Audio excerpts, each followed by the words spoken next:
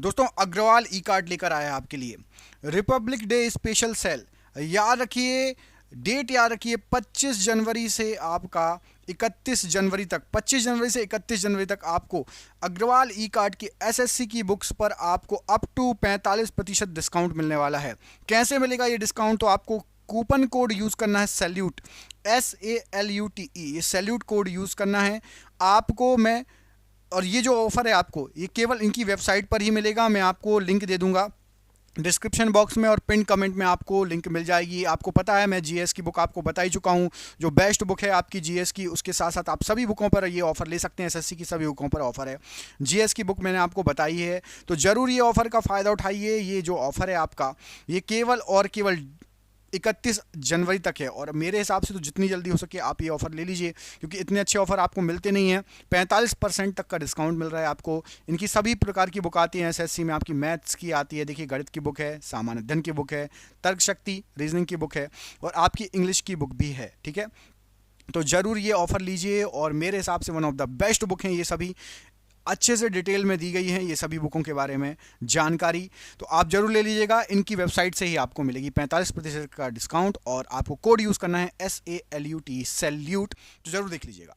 करते हैं हम इस वीडियो को स्टार्ट। पहला प्रश्न आपको स्क्रीन पर दिख रहा होगा, पूछा गया है कुतुब मीनार का निर्माण किसके आदेशों के तहत किया गया था? कुतुब मीनार का निर्माण, तो कुतुब मीनार का निर्माण किया गया था कुतुबुद्दीन ऐबक के आदेशों के तहत। Option number B, Qutubuddin Aibak के आदेशों के तहत।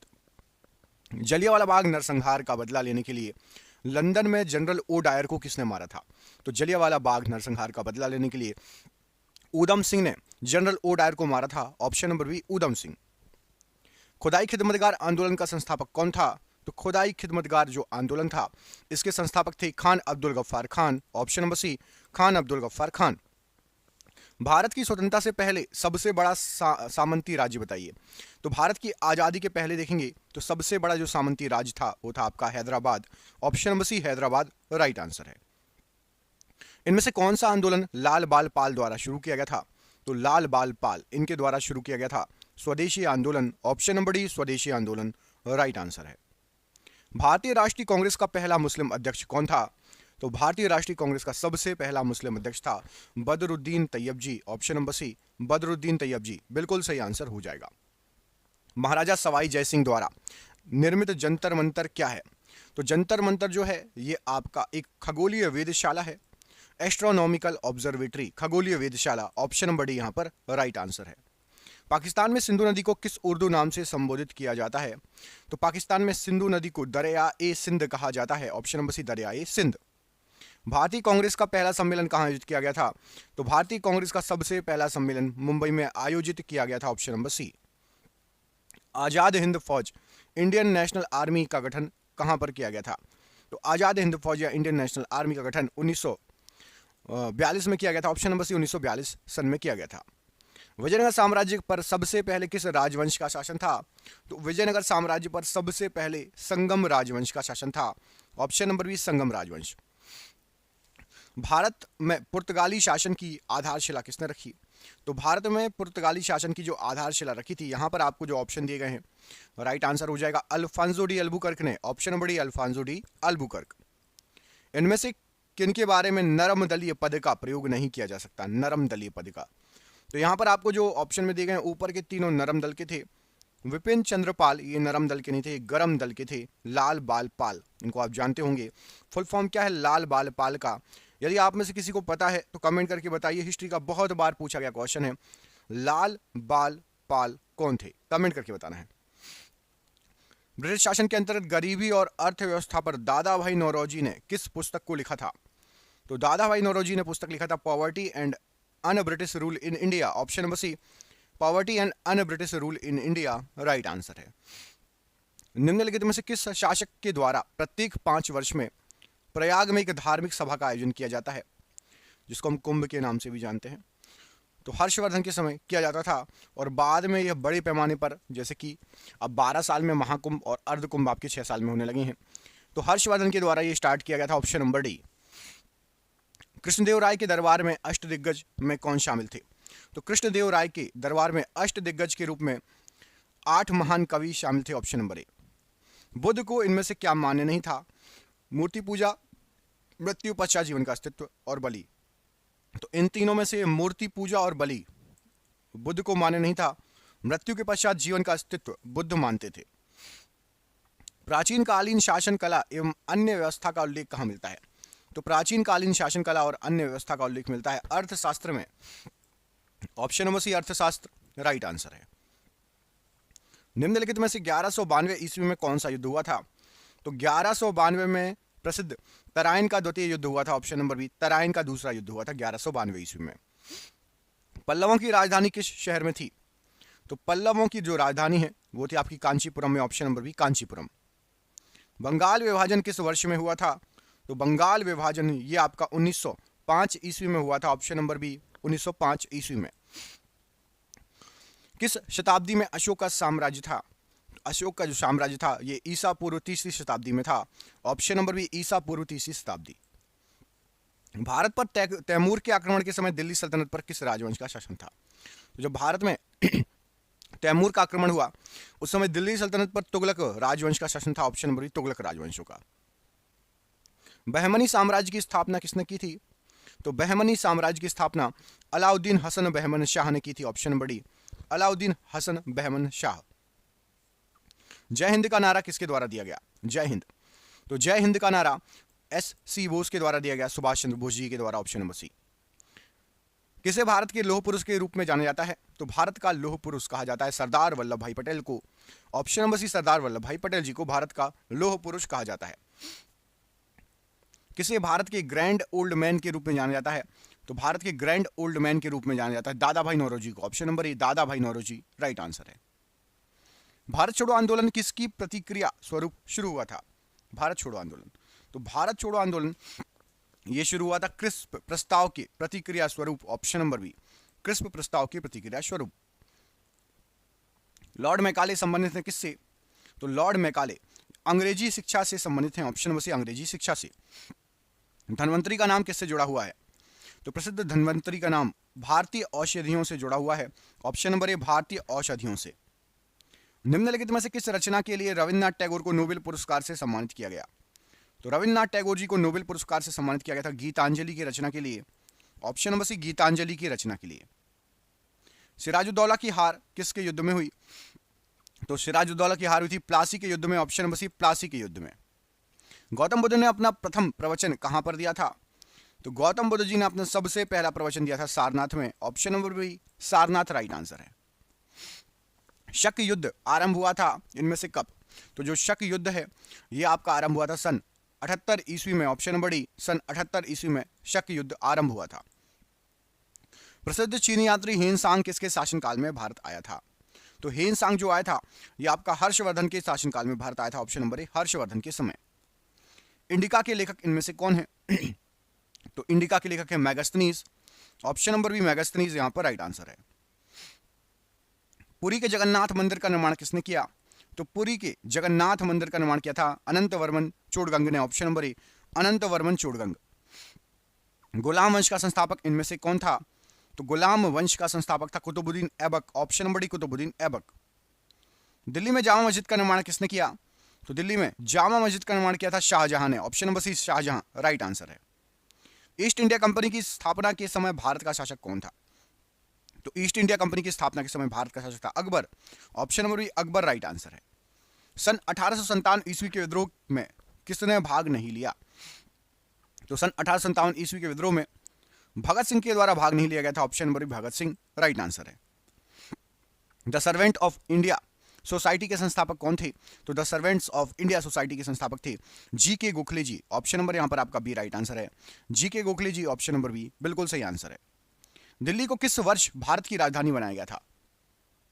तो पहले कोलकाता थी भारत की राजधानी और दिल्ली को 1911 में भारत की राजधानी बनाया गया था। Option number B. Chauri Chaura घटना के कारण किस आंदोलन को अचानक रोकना पड़ा? तो चौरी चौरा घटना के कारण असहयोग आंदोलन को अचानक ही रोकना पड़ा। Option number C. निम्नलिखित में से किस आंदोलन में गांधी जी ने पहली बार भूख हड़ताल को शस्त्र की तरह प्रयोग किया था?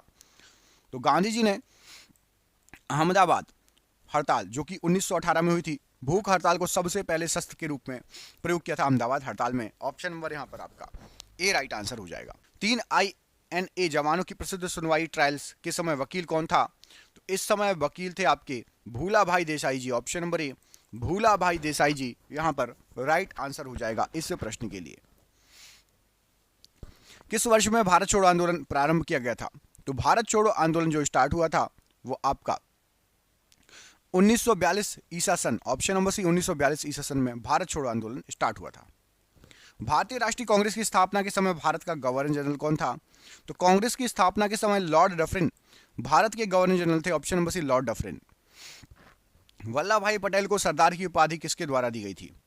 तो वल्लभ भाई पटेल जी को सरदार की उपाधि जो दी गई थी वो दी गई थी बारदौली की महिलाओं के द्वारा। ऑप्शन नंबर सी बारदौली की महिलाओं के द्वारा। भारत में संपूर्ण क्रांति के पक्षधर का नाम बताइए। तो भारत में संपूर्ण क्रांति के पक्षधर थे Jayaprakash Narayan ji. Option number A Jayaprakash Narayan ji. Saka काल पर आधारित राष्ट्रीय पंचांग किस वर्ष आरंभ हुआ था? तो शक संवत पर आधारित राष्ट्रीय पंचांग एडी 78 में स्टार्ट हुआ था, ईसा पूर्व 78। ऑप्शन नंबर यहां पर सी राइट आंसर है। निम्नलिखित में से विमल शाह द्वारा निर्मित संगमरमर का मंदिर कौन सा है? तो विमल शाह ने बहुत प्रसिद्ध संगमरमर का मंदिर निर्माण करवाया था, वो है आपका दीलवाड़ा मंदिर। ऑप्शन नंबर ए दीलवाड़ा मंदिर यहां पर राइट आंसर हो जाएगा। विख्यात सांची स्तूप किसने बनवाया था? सांची का स्तूप, तो विख्यात सांची का जो स्तूप है ये आपका बनवाया था अशोक ने, सम्राट अशोक। ऑप्शन नंबर बी सम्राट अशोक राइट आंसर है। अगला क्वेश्चन, साहित्य के प्रख्यात समर्थक राजा भोज किस वंश से जुड़े थे? तो साहित्य के प्रख्यात समर्थक राजा भोज ये परमार वंश से जुड़े थे। ऑप्शन नंबर सी परमार वंश यहां पर राइट आंसर है। ऑप्शन नंबर सी परमार वंश। रविन्द्रनाथ टैगोर को गुरुदेव की उपाधि किसने दी थी? तो रविन्द्रनाथ टैगोर को गुरुदेव की उपाधि दी थी महात्मा गांधी ने। ऑप्शन नंबर ए महात्मा गांधी राइट आंसर है। 1947 में किसने सर्वप्रथम केंद्रीय बजट प्रस्तुत किया था? तो 1947 में सबसे पहले केंद्रीय बजट प्रस्तुत किया था आर के शनमुखम ने। ऑप्शन नंबर सी आर के शनमुखम यहां पर राइट आंसर है। पानीपत के तीसरे युद्ध में अहमद शाह अब्दाली से किसने युद्ध किया था? तो अहमद शाह अब्दाली से मराठाओं ने युद्ध किया था। ऑप्शन नंबर सी मराठाओं ने युद्ध किया था। भारत के बंटवारे की घोषणा किस तारीख को की गई थी? तो भारत के बंटवारे की जो घोषणा की गई थी ये 3 जून 1947 को की गई थी। ऑप्शन नंबर बी 3 जून 1947। अगला क्वेश्चन पूछा गया इसमें, 13वीं सदी में बख्तियार खिलजी ने बंगाल के किस राजा को पराजित किया? तो बख्तियार खिलजी ने लक्ष्मण सेन को पराजित किया। Option number B Lakshman Sen को। पहले के चेरा वंश ने किन राज्यों पर शासन किया था? तो चेरा वंश के लोगों ने तमिलनाडु और केरल में शासन किया था। ऑप्शन नंबर ए तमिलनाडु और केरल राइट आंसर है। निम्नलिखित में से किस साम्राज्य के दौरान चेन्ना केशवा मंदिर का निर्माण कराया गया? तो चेन्ना केशवा प्रसिद्ध चेन्ना केशवा मंदिर होयसल के समय इसका निर्माण कराया गया, होयसल साम्राज्य। ऑप्शन नंबर ए यहां पर राइट आंसर है। भारत की स्वतंत्रता के तुरंत बाद गोवा राज्य था। तो भारत की स्वतंत्रता के बाद गोवा एक पुर्तगाली राज्य था, पुर्तगाली छोड़ के नहीं गए थे उसको, बहुत बाद में गए हैं। ऑप्शन नंबर बी गोवा पर पुर्तगालियों का कब्जा था। देशबंधु नवयुवक संघ का गठन किसने किया? तो देशबंधु नवयुवक संघ तिरुपुर कुमरन ने इसका गठन किया। Option number D. किस चालुक्य राजा ने कन्नौज के राजा हर्ष को पराजित किया था? तो कन्नौज के राजा हर्ष को पराजित किया था पुलकेशिन द्वितीय ने। ऑप्शन नंबर सी पुलकेशिन द्वितीय।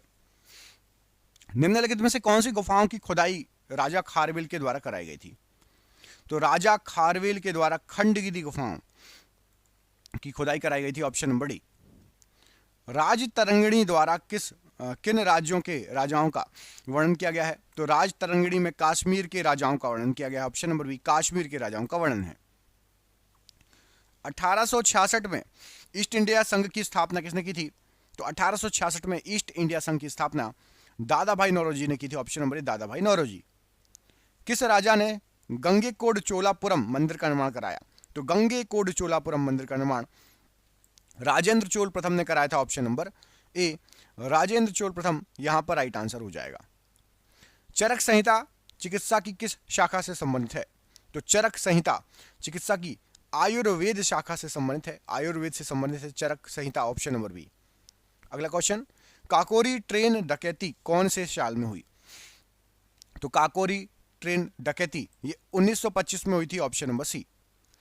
1600 में भारत में व्यापार चौकियों की स्थापना के लिए किसने ईस्ट इंडिया कंपनी को अधिकार दिया था? तो 1600 की बात हो रही है। 1600 में महारानी एलिजाबेथ प्रथम ने भारत में व्यापार चौकियों की स्थापना के लिए ईस्ट इंडिया कंपनी को अधिकार दिया। जयपुर में हवा महल का निर्माण किससे हुआ? तो जयपुर में जो हवा महल बना है ये लाल और गुलाबी बलुआ पत्थरों से बना हुआ है, ऑप्शन नंबर सी।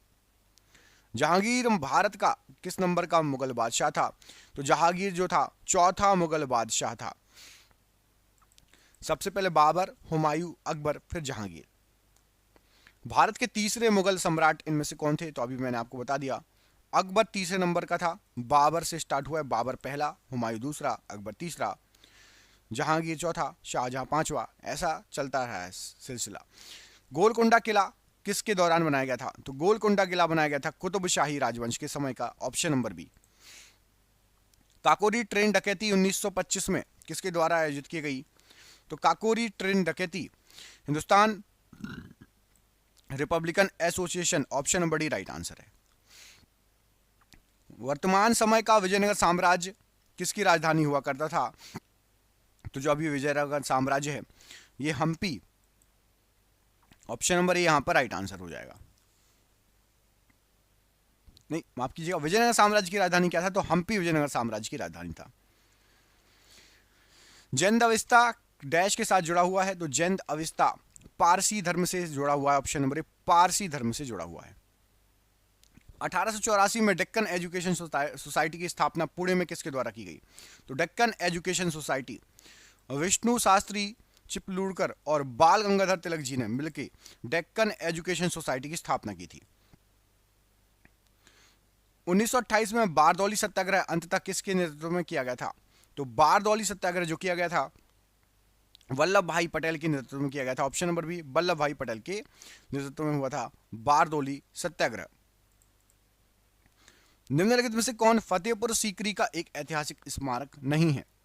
तो फतेहपुर सीकरी में बुलंद दरवाजा है, इबादत खाना है, गोल गुंबद नहीं है, पंचमहल भी। गोल गुंबद फतेहपुर सीकरी में नहीं है।